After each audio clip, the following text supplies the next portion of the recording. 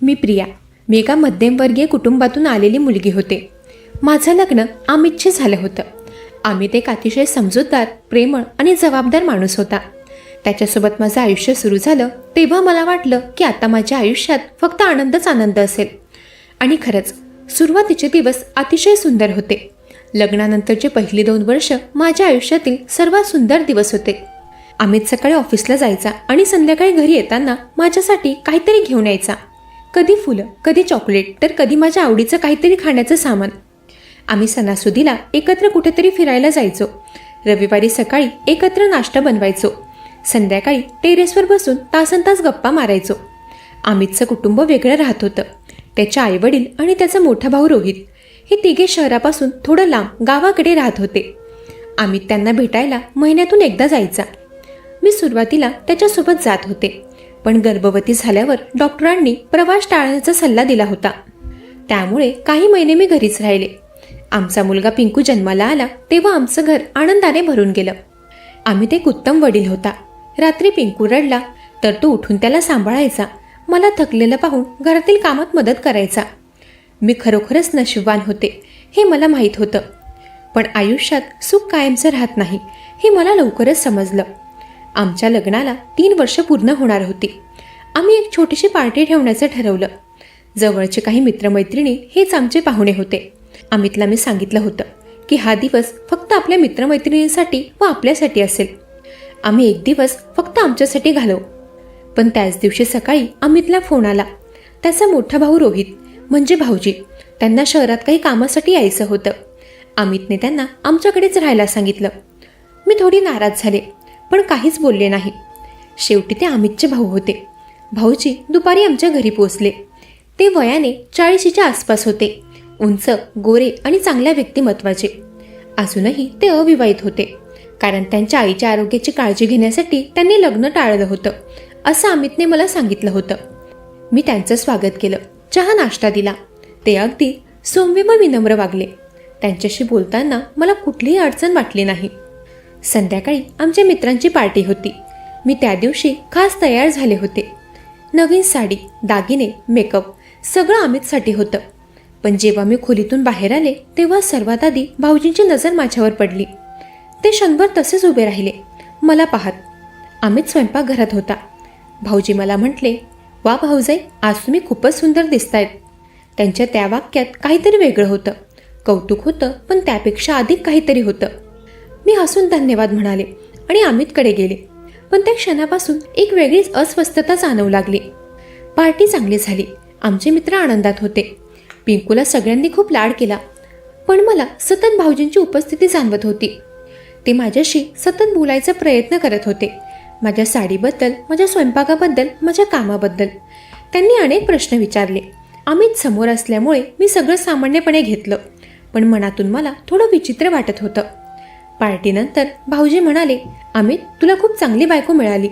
तिची काळजी घे. अमितने हसून माझ्याकडे पाहिलं आणि म्हणाला, मला माहिती आहे दादा. असंच ती रात्र संपली. पुढचे काही दिवस अमितची ऑफिसची सुट्टी होती. आम्ही एकत्र वेळ घालवणार होतो, पण भाऊजी सतत आमच्या सोबत असायचे. आम्ही चित्रपटाला जाणार तेव्हाही भाऊजीसोबत. आम्ही बाहेर जेवायला जाणार तेव्हाही भाऊजीसोबतच.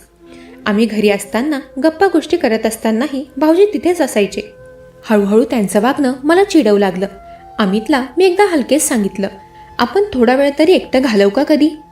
अमित म्हटला, प्रिया, दादा काही दिवसांसाठी आलाय, असं त्याला एकटं सोडणं योग्य दिसणार नाही. तू थोडं समजून घे. त्यावर मी काहीच बोलले नाही, पण मनातून मला वाईट वाटलं. माझ्या आणि अमितमधील तो मोकळेपणा, तो आनंद कमी होत चालला होता. काही दिवसांनंतर अमितला ऑफिसच्या कामासाठी 2 आठवड्यांसाठी बाहेरगावी जावं लागलं. त्याच्यासोबत मला जायचं नव्हतं, कारण पिंकू अजून लहान होता आणि त्याला प्रवासाचा त्रास व्हायचा. अमितने विचारलं, तू येशील का? मी नाही म्हटले आणि त्याला म्हणाले, मी आणि पिंकू घरीच राहू, तू जा आणि लवकर ये. अमित गेला. घरात आता मी, पिंकू आणि भाऊजी असे आम्ही तिघे होतो. सुरुवातीला सगळं सामान्य होतं. भाऊजी त्यांच्या कामात गुंतलेले असायचे, मी माझ्या कामात. पण हळूहळू त्यांचं वागणं बदलू लागलं. भाऊजी मला सतत मदत करायचा प्रयत्न करत, प्रिया, मी किराणा आणू का? तुला काही मदत लागेल का? प्रिया, तू थकलेली दिसतेस, मी पिंकूला सांभाळतो, असं ते सतत विचारत. सुरुवातीला हे मला चांगलंच वाटलं, पण नंतर त्यांचं बोलणं वेगळं होऊ लागलं की तू इतकी मेहनत करतेस, घर सांभाळतेस, अमितला तुझी काही किंमत कळते का? तुमच्यात सगळं ठीक आहे ना? तुला काही त्रास तर नाही ना? मला त्यांचे ते प्रश्न विचित्र वाटले, पण मी विचार केला कदाचित ते माझी काळजी म्हणून बोलत असतील. ते अमितचे मोठे भाऊ आहेत, त्यांना माझ्याबद्दल काळजी वाटणं साहजिकच होतं. पण एके दिवशी ते एक असं वाक्य बोलले जे मला खरंच धक्का देणारं होतं. ते म्हणाले, अमित किती नशीबवान आहे की त्याला तुझ्यासारखी बायको मिळाली. मला असलं नशीब कधीच लाभलं नाही. त्यांच्या डोळ्यात जी भावना होती ती मला स्पष्ट दिसली. मी घाबरले. माझं मन म्हणालं, नाही, हे चुकीचं आहे. तेव्हाच मी तिथून बाजूला झाले. त्या रात्री अमितला मी फोन केला. मला त्याच्याशी बोलायचं होतं, सगळं सांगायचं होतं. पण काय बोलू? भाऊजींनी काही चुकीचं केलेलं नव्हतं. त्यांनी फक्त काही वाक्य बोलली होती. कदाचित मी जास्त विचार करते असं मला वाटलं. पण अमितशी बोलताना मला काहीतरी वेगळंच जाणवलं. तो थोडा रागवलेला वाटला. काय झाले मी विचारलं तर रुक्षपणे म्हणाला, काहीच नाही. मी त्याला विचारलं की अमित, तू ठीक आहेस ना? हो, ठीक आहे, मला झोप येते, गुड नाईट. एवढं बोलून त्याने फोन कट केला. मला धक्का बसला. अमित माझ्याशी कधीच असं बोलला नव्हता. काय झालं होतं त्याला? मी रात्रभर विचार करत राहिले. पुढच्या दिवसात अमित आणखीनच बदललेला दिसू लागला. तो फोनवर थोडाच बोलायचा, नीट उत्तर देत नसायचा. कधीकधी तो नशेत बोलायचा. मला काहीच समजेना काय चुकलंय, आमच्या नात्यात काय बदल घडून आलाय. मी भाऊजींना विचारलं, अमितला काहीतरी झालंय का? तो थोडा वेगळा वागतोय. भाऊजींनी खूप विचार करून सांगितलं. ते म्हणाले, मी तुला काहीतरी सांगू, पण तुम्ही वाईट मानू नका. अमित आजकाल थोडा तणावात आहे. ऑफिसचं काम, घरची जबाबदारी आणि आईची प्रकृती. आईची प्रकृती? मी चकित झाले. हो, आई आजारी आहे. अमितला तिची खूप काळजी आहे, पण तो तुला सांगत नाही, कारण त्याला वाटतं तुलाही काळजी वाटेल. मला एकदम वाईट वाटलं. अमितने मला का सांगितलं नाही? मी त्याची बायको आहे, मला सगळं माहीत असायला हवं होतं. त्या दिवसापासून भाऊजी माझे विश्वासू बनले. ते मला अमितबद्दल अनेक गोष्टी सांगू लागले की अमित बालपणापासून असाच आहे. तो आपल्या भावना कोणालाच सांगत नाही, सगळं मनात दाबून ठेवतो, त्यामुळे तो तणावात दिसतो. पण भाऊजी, आता तुम्हीच सांगा, मी काय करू? ते म्हणाले, तू त्याला समजून घे, त्याला थोडं स्पेस दे, त्याच्यावर ताण आणू नकोस. मला वाटलं, हो, हा सल्ला बरोबर आहे. मी अमितला स्पेस द्यायला हवा. मी त्याला सतत प्रश्न करायला नकोत. भाऊजी आणखीही बोलले. ते म्हणाले, अमितला आईची खूप आठवण येते, पण तो गेल्या 6 महिन्यात एकदाही घरी आला नाही. 6 महिने? मी आश्चर्याने विचारलं. पण तो महिन्यातून एकदा तरी जातोच. भाऊजी शांत राहिले. नंतर हळूच म्हणाले, प्रिया, कदाचित तुला माहिती नसेल, पण अमित गेल्या काही महिन्यांपासून घरी येत नाही. तो सांगतो की तो कामात गुंतलेला आहे. मला एकदम धक्का बसला. अमित मला खोटं सांगत होता? तो घरी जात नव्हता? तो घरी जात नव्हता तर मग तो कुठे जायचा? माझ्या मनात संशय निर्माण झाला. कदाचित अमितचं कुणाशी तरी प्रेम प्रकरण असेल. कदाचित तो माझ्यापासून दूर गेला असेल. हे विचार मला पागल करू लागले. भाऊजी म्हणाले, हे मी तुला बोलायला तर नको, पण तू अमितची बायको आहेस, तुला सत्य माहीत असायला हवं. अमित तुझ्यापासून काहीतरी लपवतोय. त्या रात्री मी झोपलेच नाही. माझ्या मनात हजारो विचार येत होते. अमित मला सोडून जाणार का? आमचं लग्न टिकणार का? पिंकूचं काय होणार? पुढच्या दिवसात मी अमितशी बोलणं कमी केलं. त्याला फोन केला तर फक्त औपचारिकपणे बोलले, हां ठीक आहे, पिंकू ठीक आहे, मीही ठीक आहे. यापेक्षा काहीच जास्त मी बोलत नव्हते. अमितलाही हे जाणवलं. त्याने विचारलं, प्रिया, काय झालंय तुला? तू ठीक आहेस ना? मी ठीक आहे, एवढंच मी बोलले. तो म्हणाला, प्रिया, तू माझ्याशी नीट बोलत नाहीयेस, काहीतरी प्रॉब्लेम आहे का? नाही, काहीच नाही. आम्ही दोघेही एकमेकांपासून दूर जात होतो आणि मध्ये भाऊजी होते, माझे तथाकथित शुभचिंतक. पुढच्या काही दिवसांनी अमित घरी परतला. पण आमच्यात ते आधीचं प्रेम, ते आधीचं नातं नव्हतं. आम्ही एकत्र राहत होतो, पण भावनिकदृष्ट्या आम्ही दूर जात होतो. अमित सकाळी ऑफिसला जायचा, रात्री येऊन मध्यधुंद झोपायचा. मी घरातलं काम करायचे, पिंकूला सांभाळायचे. भाऊजी अजूनही आमच्या घरीच होते. ते आमच्या दोघांच्याही जवळ यायचा प्रयत्न करत होते. अमितला ते विचारायचे की तुला काय झालंय, पहिल्यासारखा का दिसत नाहीयेस तू? ते मलाही हिंमत देत होते. म्हणायचे, प्रिया, तू संयम ठेव, सगळं ठीक होईल. पण एके दिवशी सगळं बदललं.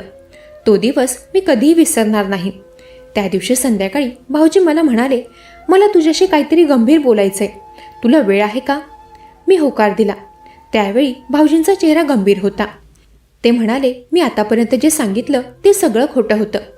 मी चकित झाले. काय? अमित घरी जातो. महिन्यातून 2दा तो आईला भेटतो.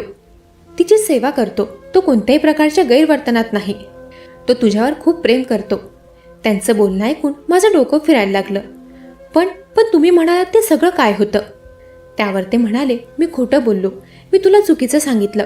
मी तुझ्या मनात संशय निर्माण केले आणि मी हे जाणून बुजून केलं. पण का? मी रागावून त्यांना विचारलं की तुम्ही असं का केलं? भाऊजी शांतपणे म्हणाले, कारण मी तुझ्यावर प्रेम करतो प्रिया. ते वाक्य ऐकून काही क्षणांसाठी माझं हृदय थांबलं. भाऊजी काय बोलत होते?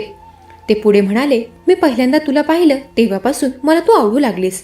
तुझं सौंदर्य, स्वभाव सगळं मला आवडलं. माझ्या भावाला हे सगळं कसं मिळालं आणि मला काहीच का नाही? मी सगळं आयुष्य आईसाठी जगलो आणि मला काय मिळालं? मी भयभीत होऊन उभी राहिले. तुम्ही काय बोलताय? मला माहिती आहे हे चुकीचं आहे. मी अमितचा भाऊ आहे. पण प्रेम कुठे नियंत्रणात राहतं? मी तुमच्याजवळ येण्याचा प्रयत्न केला. मी अमिताने तुमच्यात अंतर निर्माण करण्याचा प्रयत्न केला. मला वाटलं कदाचित तू अमितला सोडून माझ्याकडे येशील. त्यांचं बोलणं ऐकून मला खूप राग आला. मी म्हणाले, तुम्ही किती खालच्या पातळीचे विचार करतात? तुम्ही अमितचे भाऊ आहात. तुम्ही हे कसं करू शकलात? भाऊजी डोकं खाली घालून बसले. ते म्हणाले, मला माहिती आहे मी चुकलो. पण आज मी तुम्हाला सत्य सांगतोय. मी हे घर सोडून जातोय. मी तुमच्या आयुष्यात यापुढे कधीच येणार नाही. पण जाण्यापूर्वी मला तुम्हाला सत्य सांगायचं होतं. अमित तुझ्यावर खूप प्रेम करतो.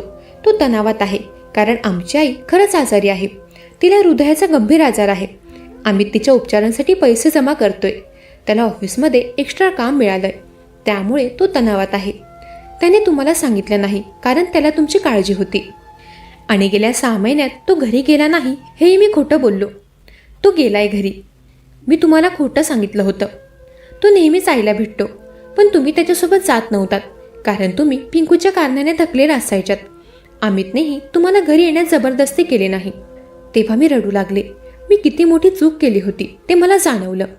मी माझ्या नवऱ्यापासून लांब जात होते, तेही तिसऱ्या व्यक्तीच्या कानभरणीवरून. भाऊजी म्हणाले, मला माफ कर. मी तुमचं आयुष्य उद्ध्वस्त करू पाहिलं. पण आज माझ्या सचच विवेक बुद्धीने मला सत्य सांगायला भाग पाडलं. तू आणि अमित खूप चांगले जोडीदार आहात. तुमच्यात प्रेम आहे ते तसंच कायम राहू द्या. एवढं बोलून भाऊजी तिथून निघून गेले, तेही कायमचे. दुसऱ्या दिवशी मी अमितला सगळं सांगितलं. भाऊजींनी काय केलं, मी कसं संशयात पडले, मी त्यांच्यावर कसा विश्वास ठेवला. अमित शांतपणे ऐकत राहिला. नंतर त्याने मला मिठी मारली.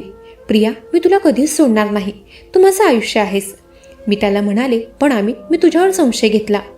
तो म्हणाला, ते स्वाभाविक होतं. दादाने तुझ्या मनात विष भरलं होतं. तू चुकलीस, पण मीही चुकलो. मी तुला आईच्या आजाराबद्दल सांगायला हवं होतं.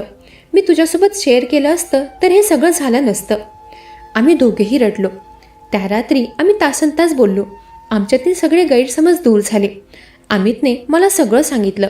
त्याच्या आईच्या आजाराबद्दल, उपचारांसाठी लागणाऱ्या पैशांबद्दल व त्याच्या तणावाबद्दल सगळं काही.